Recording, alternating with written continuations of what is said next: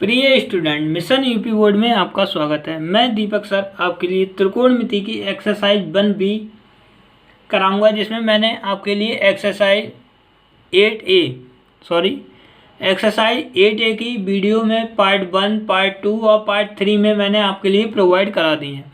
अब exercise 8B करने से पहले हमें त्रिकोणमिति के कोणों के मान हमें पता होना चाहिए। तो आज हम उसके लिए त्रिकोणमिति टेबल, जो ट्रिग्नोमेट्री टेबल है, उससे कोणों के मान निकालना सीखेंगे। एक तो आपको ये टेबल याद करना होती है, पर आज मैं आपको ऐसी एक विधि बताऊंगा जिससे ये टेबल आप आसानी से अपने आप बना सकते हैं। और जब टेबल आप बनाना सीख जाएंगे तो ये टेबल के मान भी आपको याद हो जाएंगे। देखिए, बहुत ही सरल मेथड से ये आपने पहले में पढ़ा दिया था मैंने एक्सरसाइज 8A में कि त्रिकोणमिति में 6 अनुपात होते हैं, जैसा कि आप देख रहे होंगे। तो इसमें 6 में 3 मेन होते हैं और 3 उसके अपोजिट होते हैं। तो आप देखेंगे, मैंने आपको बता दिया था कि जो tan है ये cot का अपोजिट है। tan का अपोजिट कौन सा है? cot है। cos का अपोजिट sec है। और जो आपको बचा ये साइन जो अपोजिट है, किसका अपोजिट है? कॉसिक का अपोजिट है। अब आप देखेंगे कि हमें यहाँ पे ये मान ज्ञात करने होते हैं। Sine 0, sine 30, sine 45, sine 60, sine 90, इस तरीके के हमें मान ज्ञात करना होते हैं। तो आप देखेंगे किस तरीके से कर सकते हैं। ये पूरी टेबल आप देखेंगे कितनी जल्दी अभी तैयार हो जाएगी। देखिए, ये जो 0 लिखा है, इसके ऊपर लिख लेंगे 0, 1,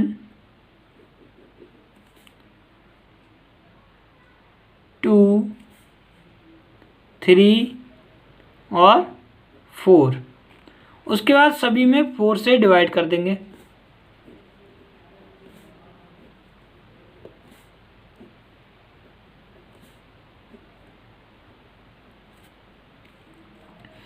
उसके बाद इन सब के ऊपर रूट लगा देंगे। रूट का मतलब होता है वर्गमूल, आप जानते होंगे।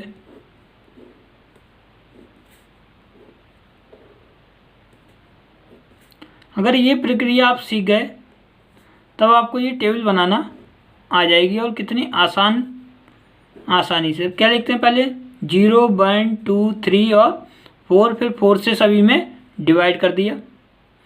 उसके बाद आप देखेंगे जब 4 से डिवाइड करेंगे 0 के लिए, कभी भी किसी भी संख्या से 0 में डिवाइड करेंगे तो वो हमेशा कैसा रहता है? 0। और 0 का जब आप रूट निकालेंगे तो वो भी क्या आएगा? 0 ही आएगा। ठीक है, तो साइन 0 कभी भी कैसे आ जाए? साइन 0। साइन 0 की वैल्यू क्या होगी? 0। नेक्स्ट आप देखेंगे रूट 1। एक बार यहाँ देख लीजिए, रूट 1 का वर्गमूल हमेशा क्या होता है? 1 होता है। एक बार आप यहाँ देख लीजिए रूट 4 जो होता है किसका वर्गमूल होता है? 2 का वर्गमूल होता है। तो आप देखेंगे कि यहाँ 1 का 1 आ जाएगा और 4 का कितना हो जाएगा? 2 हो जाएगा। इसी तरीके से आप इनको डिवाइड कर लीजिए। 2 1 जा 2, 2 2 जा 4, कितना आ गया? 1/2। आप देखेंगे 1 का वर्गमूल मैंने कितना बताया? 1 बताया। और 2 का वर्गमूल निकल नहीं सकता। देखिए, 2 का क्या रहेगा? रूट 2 ही रहेगा। इसी तरीके से रूट 3 के भी कोई फैक्टर नहीं होते हैं, क्या रहेगा? रूट 3 रहेगा। और जो रूट 4 नीचे है उसका क्या हो जाएगा? रूट 4 का क्या हो जाएगा? 2 हो जाएगा। यहाँ 4 से 4 डिवाइड हो जाएगा।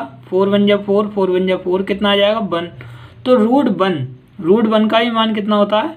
1 होता है। देखिए आप कितनी जल्दी ये साइन के सभी मान आ गए। अब क्वेश्चन में आपसे पूछा हुआ साइन 0 की वैल्यू बताइए। साइन 0 डिग्री बराबर 0 होगा। साइन 30 डिग्री बराबर 1/2 होगा। साइन 45 डिग्री बराबर 1/√2 होगा। साइन 60 बराबर √3/2 होगा। और साइन 90 इक्वल टू 1 कितना होगा? 1 होगा। इसी से हम कॉस के मान भी निकाल लेते हैं साइन के। अगर एक टेबल में हमें साइन की वैल्यू याद हो जाए, और याद भी नहीं करनी है, अब मैंने आपको ऐसी ट्रिक बता दी है जिससे क्या हो जाए, आप साइन की वैल्यू निकाल सकें। अब देखिए कॉस की वैल्यू कितनी आसान तरीके से निकाल सकते हैं। इसको बैक कर दीजिए, रिवर्स बिल्कुल।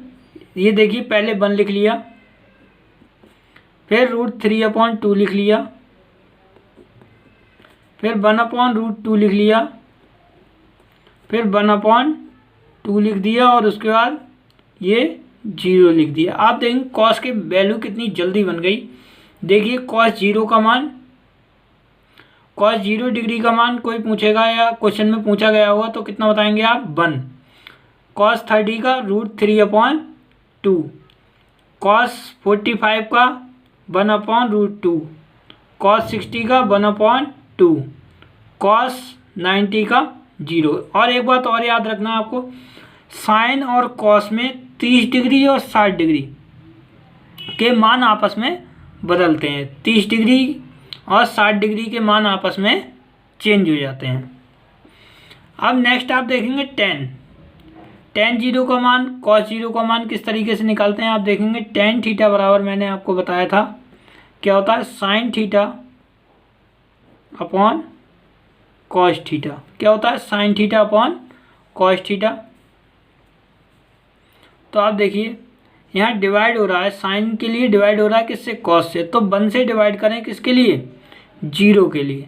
तो मैंने अभी आपको बताया कभी भी 0 के लिए भाग करते हैं तो क्या आता है? 0 आता है। यहाँ जब ये आप अपॉन में लिखेंगे 1/2 और √3/2, तो यहाँ 2 से 2 डिवाइड हो जाएगा, कितना बचेगा? 1/√3 बचेगा। ये तो पूरे कैंसिल हो जाएंगे, क्या बचेगा? 1 बचेगा। 2 से 2 डिवाइड हो जाएगा, कितना बचेगा? √3 बचेगा। और जब 0 से भाग करेंगे तो आप एक बार समझ लीजिए, 0 एकम 0, 1 बचा, फिर 0 एकम 0, फिर 1 बचेगा, फिर 0 एकम 0, फिर 1 बचा। ये प्रोसेस आगे चलती रहेगी। तो इसको हम क्या लिखते हैं? इनफाइनाइट, अनंत। ये कहाँ तक चलता रहता है? अनंत तक।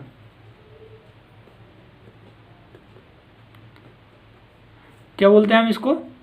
अनंत बोलते हैं या इनफाइनाइट बोलते हैं। क्या बोलते हैं? इनफाइनाइट। अब आपका कार्य जो है पूर्ण हो चुका। उसके बाद आप देखेंगे कि अब जो इसके अपोजिट बचे हुए हैं उनकी वैल्यू कितनी जल्दी निकाल सकते हैं। देखिए एक बात मैं आपको बता दूं, 0 का उल्टा इनफाइनाइट होता है।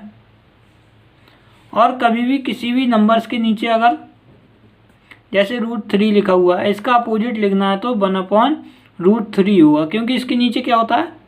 1 दिया हुआ होता है जो कि लिखा नहीं गया है। तो आप पलट दीजिए इन नंबर्स को। tan का अपोजिट cot, तो 0 का उल्टा मैंने आपको बता दिया क्या होगा? इनफाइनाइट होगा। 1/√3 का कितना हो जाएगा? √3, नीचे 1 लिखते नहीं है, ये 1 हो जाएगा। और √3 का अभी मैंने आपको बताया क्या लिख देंगे? 1/√3। और इनफाइनाइट का उल्टा क्या हो जाएगा? 0 हो जाएगा। तो इस तरीके से cot की वैल्यू भी निकल आई। sec देखिए cos का उल्टा है तो 1 का उल्टा 1 होगा। इसको पलट दीजिए आप, 2/√3 हो जाएगा। इसको पलट दीजिए, क्या बचेगा? √2 बचेगा। यहाँ 2 बचेंगे और यहाँ 0 का उल्टा इनफाइनाइट हो जाएगा। ये उल्टा लेटा हुआ 8 जैसा बना देते हैं। उसके बाद आप देखेंगे कॉसिक। कॉसिक किसका उल्टा होता है? साइन का उल्टा होता है। तो आप साइन से मान लिख लीजिए, 0 का उल्टा इनफाइनाइट, 1/2 का उल्टा 2 हो जाएगा, 1/√2 का उल्टा √2 हो जाएगा, √3/2 का उल्टा 2/√3 हो जाएगा। और 1 का उल्टा क्या हो जाएगा? यहाँ पे 1 हो जाएगा। तो ये टेबल आप अपनी कॉपी में एक बार बना लीजिए। उसके बाद एक्सरसाइज 8 भी करेंगे हम लोग। इस टेबल को कोशिश कीजिए कि आपको इस तरीके से मान याद हो जाएं जैसे आप टेबल याद करते हैं, जैसे 2 1 जा 2, 2 2 जा 4, 2 3 जा 6, या पहाड़े आपने याद किए होंगे, उस तरीके से हमें ये टेबल याद हो जाए। जैसे कभी भी क्वेश्चन आ जाए कि साइन 45 का मान 1/√2 होगा। तो आपको ये नहीं कि आप एक मान पूछा गया है आपसे तो आप पूरी टेबल बनाएंगे। ये टेबल आप 2-3 बार जब बनाएंगे तो आपको इसके मान याद हो जाएंगे। उसके बाद मैं आपको एक्सरसाइज 8B लेकर जब आऊँगा तो उसमें आप जब क्वेश्चन करेंगे तो ये आपको मान भी याद हो जाएंगे। टेबल बना लीजिए एक बार।